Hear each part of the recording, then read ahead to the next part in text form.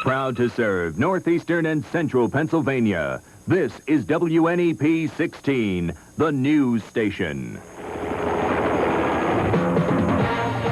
Now, Frank Andrews, Marisa Burke, meteorologist Noreen Clark, and J. Christopher Sports. This is Newswatch 16, midday. A strike by 20 secretaries of the Pittston Area School District is over. The 20 women who walked off the jobs back on September 19th in a dispute over a pay raise went back to their desk this morning. Officials of the union representing the secretaries tell Newswatch 16 that the school board offered the secretaries a 4-year contract with raises of $2,550 over the term. The unionized secretaries are expected to officially accept the offer when they meet tonight. The average pay for a secretary in the Pittston Area High School and the school district is $11,300. Striking workers from the Schuylkill Products plant in Cressona, just south of Pottsville, are meeting with management and a federal mediator right now. They're trying to solve a labor dispute that put the 170 employees on the picket line Monday. Schuylkill Products is a concrete manufacturing plant. It is open despite the strike. Management and office employees are running the place. Now, the federal mediator has been called in to help settle the strike. Workers say the main issue is wages and too much overtime required by the Schuylkill County Company. The Scranton Sewer Authority is working on a plan to turn sewer sludge into money. As Newswatch 16's Kathy Bellich reports today, the officials there are taking waste that was once thrown out and turning it into pay dirt. Waste not, want not. That seems to be the motto of the Scranton Sewer Authority these days. This raw sewage used to be burned and then thrown into a landfill, but now it's being composted, which is saving the city lots of money. Natural gas itself and the amount of electricity we use in burning with the incinerator is perhaps around, a good figure would be about $95 per hour. I would say there's a difference probably of $4,000 or $5,000 a week or less. That would be a rough estimate. The sludge is mixed with twice as much wood chips. Then it's separated into piles, and for 21 days, air is forced through the mixture. That feeds the bacteria, which breaks down the sewage. The metals and chemicals in the sludge are drained. Then it's cured or dried out for another 30 days. Then it's bona fide compost, which can be used as a fertilizer. So what do they plan to do with all this stuff? Well, the Sewer Authority says it makes excellent topsoil, and though they may be giving it away at first, they plan to turn it into pay dirt and sell it, possibly to parks and nurseries. Kathy Bellich, Newswatch 16, Scranton. Our midday meteorologist Noreen Clark still off today, but the other half of the team, Tom, is here with the latest on the forecast. Sunny now, I guess, huh? It's beautiful, Frank. As a matter of fact, I've put together some names of the people who would like to see today's weather last into Sunday. A long list. Yeah, you can see, and it's still growing.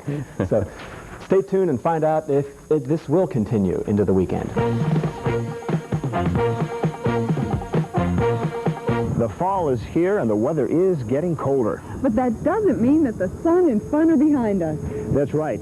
You could win a chance to go on a trip to Rio de Janeiro, an all-expense-paid vacation. Just walk into your nearest AM/PM mini market and pick up your free game ticket. You can win valuable discounts and great prizes. Beginning October 5th, a Friday, and for 4 consecutive weeks, we will pick a lucky Rio winner on our show. So watch PM Magazine for more details and visit an AM/PM mini market today. Officials from the U.S. Forest Service in Pennsylvania feeling pretty good today. Looks like they may be winning the battle with the gypsy moth. They say that this past summer, these hungry caterpillars munched 445,000 acres of Pennsylvania's trees, but that is a major improvement over 1983, when more than 1 million acres were devastated by the gypsy moth. Forestry officials say spraying programs like this one last year may have helped eliminate some of the gypsy moth population. Now, before we find out all about the weather forecast and what's going to happen this weekend, Tom, we're interested in an update on Noreen's condition. Hope she's feeling better today. Frank, she is. What happened was she came down with an allergic reaction to some insect bites. And there was some swelling, but it has gone down quite a bit. She looks much better today, and we're hoping she'll be back tomorrow. Great. But, hey, the weather's looking much better. It is beautiful out here now. Plenty of blue sky, a few puffy cumulus clouds overhead. And let me show you the numbers now as they stand in the backyard. Under abundance of sunshine, we have a temperature of 57 degrees. Humidity very comfortable at 50%. The wind velocity northwest at 10 miles per hour. nowhere near as strong as it was yesterday. The barometer now is rising from 30.16. A shot there of the police barracks over in the borough of Wyoming. And look at that tree there, just about at its peak of color in this fall season. Lots of orange and red there. Beautiful sky to go with it.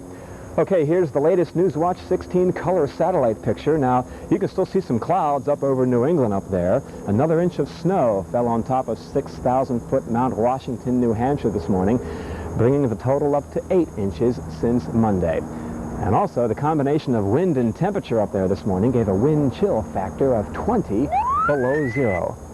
A nice place to be. Someone whistling up there this morning, too. Look at the clear skies over Pennsylvania. 67, the low in Miami last night, and that broke a record.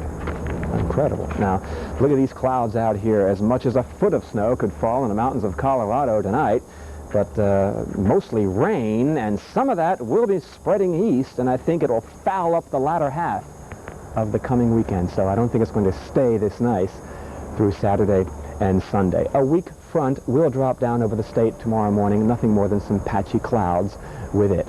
Now here's my forecast coming up for this afternoon. It will stay nice out there. Beautiful sky. Tunkhannock 65 comfortable degrees, Luzerne 66, Mount Pocono a cool 56. That's up at about 1,900 feet. Ashland 66, Lewisburg and Avis at about middle 60s this afternoon, right about normal. Tonight, plenty of moonlight. The moon only 5 days away from full now, so it'll be a beautiful sight. 45 in Towanda, Dunmore, Berwick, Tamaqua, Williamsport, and in Slim Valley, Juniata County, the low about 44 degrees. So all in all, a very comfortable night shaping up. Excellent for sleeping.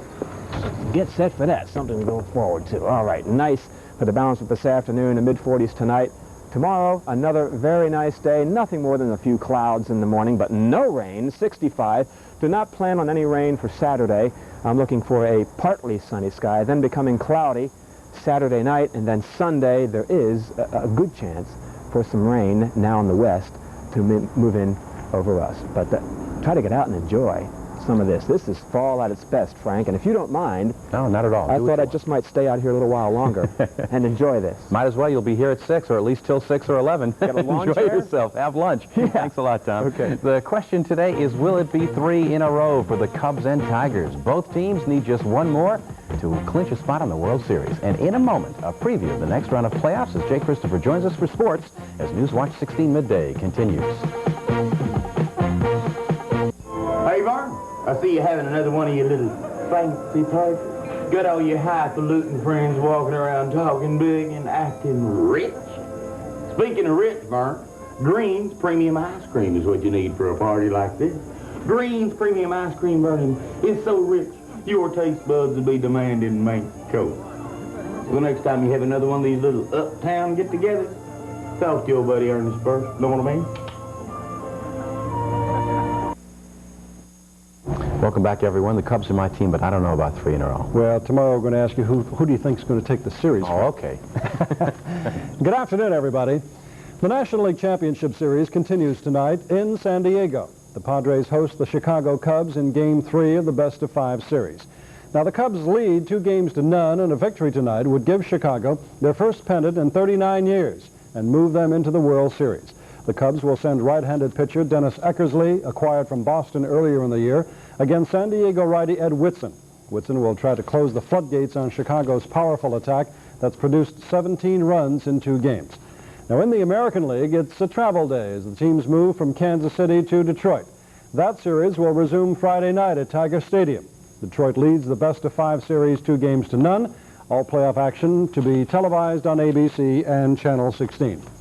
As I mentioned a moment ago, the Tigers are just 1 game away from the World Series. Last night, they played an 11-inning ball game against the Royals and beat Kansas City 5-3. It was bullpen power and the clutch hitting of John Grubb that iced the game for the charging Tigers. Detroit came out of the gate fast first-inning action. Kurt Gibson laces this shot into the right field corner, scoring Lou Whitaker. It was 1-0 Tigers. Then Lance Parrish aimed for the same spot. He got a hit. Gibson scores 2-0 Tigers in the first. In the 8th inning, trailing 3-2, the Royals rallied on this double by Hal McRae into the left field corner, scoring Lynn Jones to send the game into extra innings. The third Royals error of the night left 2 men on for Johnny Grubb right here in the 11th. Grubb tagged this one off reliever Dan Quisenberry. Both runners scored. Tigers 5-3. Series goes to Detroit on Friday. Now the Cubs find themselves in the same situation. They could taste the World Series since they, too, are 1 game away from the Fall Classic. Wednesday afternoon, the Cubbies didn't hit the long ball. They used heads-up base running and finessed their way to a 4-2 win over the San Diego Padres. The victory march was led by Bob Dernier. Watch Dernier on first base. He catches the Padres by surprise, racing all the way to third base on a routine ground ball. Dernier later scored to make it 1-0 Cubs.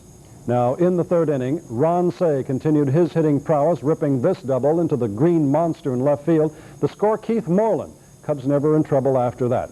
And here's Steve Trout, nicknamed Rainbow. He pitched a flawless game, allowing just 5 hits and forcing the Padres to pound the ball into the ground all afternoon. Well, Chicago had something else to celebrate last night. The Chicago Sting won the North American Soccer League Championship. They beat the Toronto Blizzard 3-2. The Sting won the best-of-3 championship series 2-0. Pato Marhetic scored 2 goals for Chicago, including the game winner with 8.5 minutes left to go. Well, Penn State in football, ranked number 11 this week, hosts the Terrapins of Maryland at Beaver Stadium on Saturday. The Lions are 3-1 on the year, while Maryland is 2-2. Penn State has been picked as a 7.5-point favorite to win. We're going to check with Frank in just a moment. Sam Bowie, the 7-foot 1-inch rookie of the Portland Trailblazers of the NBA, will be out of action for at least 2 weeks after he cracked a rib yesterday during a scrimmage. Bowie was the number 2 pick in this year's NBA draft. By the way, the NBA preseason schedule begins tonight. Talk about sport overlap. And that's Midday Sports. Frank, Penn State, Maryland. Give me a pick. I have to think Penn State's really going to be hungry because they had such great momentum. Okay.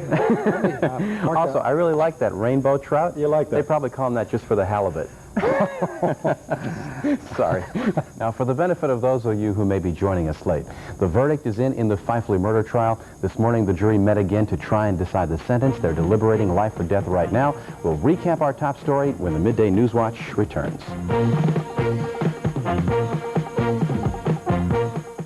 At Murado and Lassant, you could buy this Kimball 2-keyboard organ for $9.99, or this exciting Lowry Micro Genie for $6.99. This Kimball piano for $10.88. This Kimball Grand piano for $29.99. When you buy more pianos and organs than anyone in northeastern and central Pennsylvania, you can sell for less. A lot less. Murado and Lassant, Hazleton, Schuylkill Mall, Lycoming Mall, Boscov's, and Wilkes-Barre. Once again, for the benefit of those of you who may have joined us late, we'd like to recap our top story, and it has to do with the murder trial of Preston Fifely that's going on right now in Northumberland County.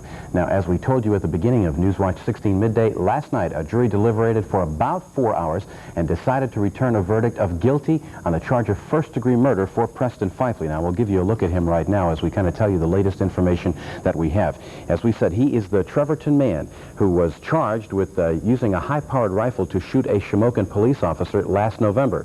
That jury, brought in from Cumberland County to Northumberland County, voted that he was guilty of first-degree murder. Now, that normally opens the door for the jury to continue their deliberations and go into what's called the penalty phase of the trial. That means that they have the obligation to decide the sentence for Preston Fifely.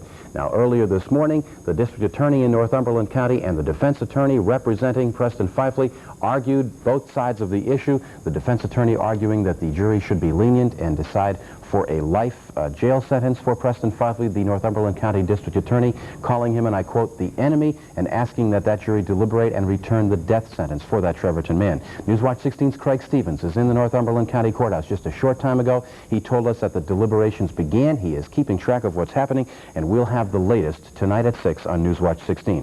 One other thing we'd also like to bring you up to date on.